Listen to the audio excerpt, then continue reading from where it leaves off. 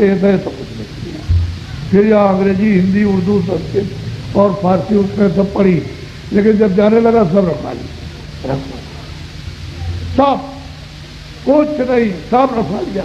वो पहचान भी नहीं सकता है कि दीवार है।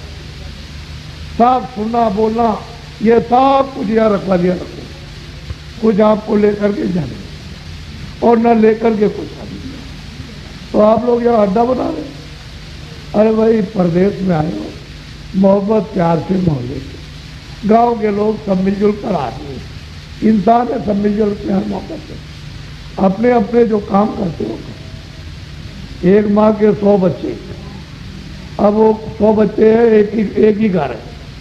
तो उन्होंने कहा देखो भाई ऐसा है, कारगिरी करो तुम, बढ़ई का काम करो तुम, ये बाल बनाओ नाई का काम करो तुम, धोबी का काम, उसी में से एक एक बन गए। और काम एक दूसरे की सेवा हो रही है, सब लोग एक दूसरे को मान और सम्मान, सेवा और आपस में मोहब्बत और प्यार। कोई किसी तरह का घर परिवार में झंझट नहीं है। जब ज़्यादा दिन हो गए तो आपने काम की जाति बना दी, तो झगड़ा तो यही से अज्ञान का शुरू हुआ।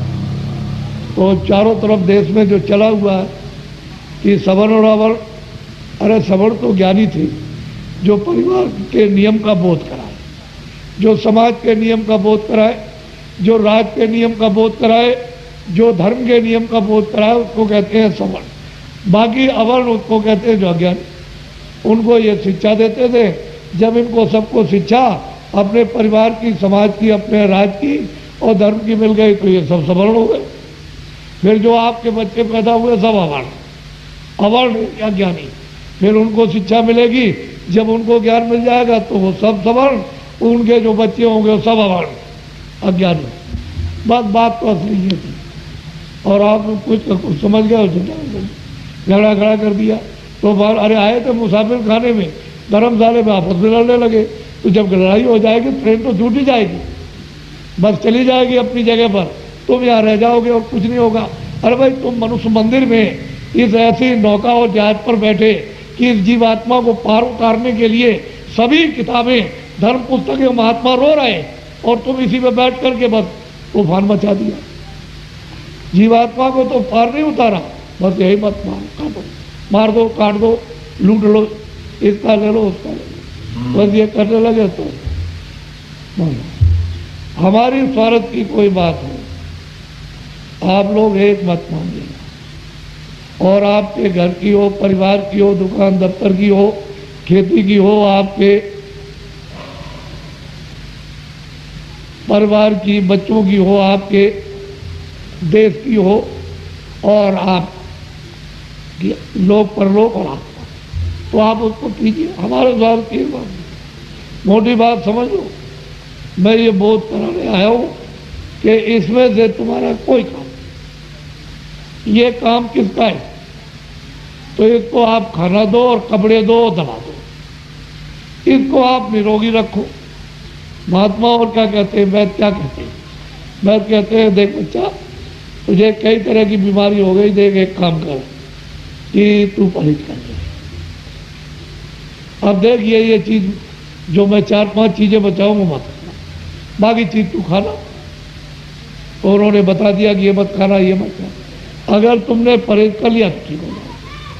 और ये एक पुड़िया, एक गोली है, ये ले ले इसको, तो गोली तो 99 और एक बस, आप ठीक हो जाओगे, बीमारी निकल जाएगी, सभी स्वस्थ। तो महात्मा ये बताते हैं कि बेटा ये काम तुम करो, कपड़े भी पहनो, खाना भी खाओ, दवा भी खाओ, मकान में भी रहो, और मतलब है कि दुकान दफ्तर का भी काम करो, बाल बच्चों सेवा भी करो, लेकिन एक परहेज करो।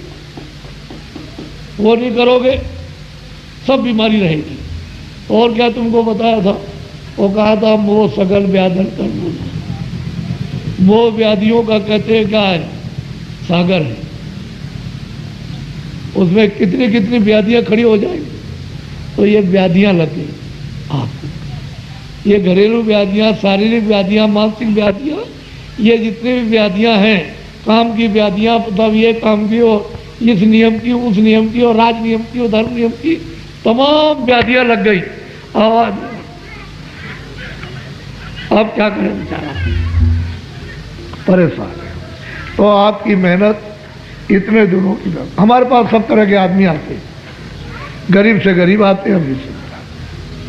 कोई आदमी ये नहीं कह सकता बाबा जी गरीब से नहीं मिलते, यह मतलब ये। लेकिन वो कहते हैं कि महाराज बड़ी शांति है। तो मैं वो कहता हूँ तुमने शांति का कोई काम ही नहीं किया। जब तुमने दरवाजे खोल दिए अपनी इंद्रियों के कि तुम चले आओ बीमारियां, चले आओ काम, चले आओ क्रोध, चले आओ लोभ, चले आओ मोह, चले आओ अहंकार, तो घुस गए। अब उन्होंने अपने घर बना लिया तो ये बगैर निकाले अब किताबें निकालेगी। स्नान करके आओगे वो निकाल देगा। अरे ये तो जब तक महात्मा सिद्ध पुरुष ज्ञानी पुरुष जब तक नहीं मिलेंगे तब तक ये निकलते। ये इन्होंने वीरान कर दिया, ये सब विवेक सब खो करके खत्म कर दिया। इसलिए ये आपदा अभी जो आपको दिखाई दे रही कुछ नहीं है। ये तकलीफ जो अभी तक आपने देखी है, हमने अंग्रेजों का राज देखा और 30 साल सब लोग लड़ते भिड़ते रहे, यानी चिल्लाते रहे आज़ादी के लिए, वो देखा। और 44 साल आज़ादी देखी। मेरे सामने 6 पैसे तोला शुद्ध चांदी बिकती थी, मैंने खुद खरीदा। 12 रुपए तोला मेरे सामने सोना बिकता था। और पीछे वाले कहते हैं कि नहीं और भी कम था, ये बिका करता था। 6 पैसे का खद्दड़ का बढ़िया कपड़ा और 6 पैसे मजदूरी। पहले तो 3 पैसे मिलती थी, फिर 6 पैसे। मेरे सामने पुलिस के सिपाही को 3 रुपए मिलते थे तनख्वाह की, और प्राइमरी हेड मास्टर को 7.5। तो आप हमको क्या बताएंगे? हम तो देखते आ रहे ज़माने को और अब यहाँ पहुँच गए आकर। ये बच्चे पैदा होंगे तो कल्पना करेंगे, इनको तो वैसे ही शंका हो जाएगी। तो इसलिए आप शरीर वही, शरीर का तो कोई फर्क नहीं। पहले तो इतने अस्पताल नहीं थे, इतने डॉक्टर नहीं थे, इतने कारखाने नहीं थे, इतनी बीमारियां नहीं थी। तो हमने बड़े रिस्क, हमने भी मध्य प्रदेश देखा था अंग्रेजों के राज में, तो बड़े रिस्क लोग पहलवानी करते थे अच्छे। इतनी भी वैद्य में रहते थे हकीम गांव में, उन्होंने कहा भाई बुखार हो गया, उनका लाओ जड़ी ले आओ, पत्ती ले आओ, बस पीजिए, उसको दे दिए। अब आपको बीमारी दूर कराने के अमेरिका तो 2-4 लाख रुपया चाहिए। छोटे मोटे अस्पतालों में कुछ होने वाला नहीं है, बड़े में जाओगे तो लाखों 50 हजार। तो अब कहाँ से आए? बड़ी परेशानी, घर घर में बीमारी, बच्चों में अलग, स्त्री में अलग, पुरुष में अलग, इनमें अलग, उनमें अलग। एकदम से आपने शरीर को कोड़ी जैसा बना दिया। तो बताओ आत्म कल्याण, रूह को नजात कैसे मिलेगी? ऐसे ही। इसलिए अभी तक आपने ये नहीं समझ पाया कि मनुष्य मंदिर में वास्तव में भगवान का सच्चा भजन क्या है, वो नहीं जान पाया। बस लकीर के फकीर।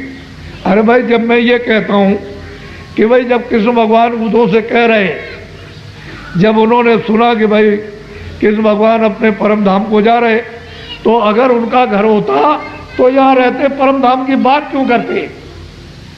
तो जब चारों तरफ बात फैली तो दौड़े, उद्धव बड़े परम मित्र थे, आए कृष्ण भगवान के पास, बोले कि भगवान हमने सुना है कि आप अपने परम धाम को जा रहे। कह रहे भाई बात तो ठीक है, मैं अब तैयारी करता हूँ, क्योंकि महाभारत हो गया और विश्व का विज्ञान खत्म हो गया, बड़े बड़े वीर योद्धा सब खत्म हो गए, और थोड़ा सा मतलब अब तैयारी करने जा रहा हूँ, थोड़ा और रह गया है। तो वो मतलब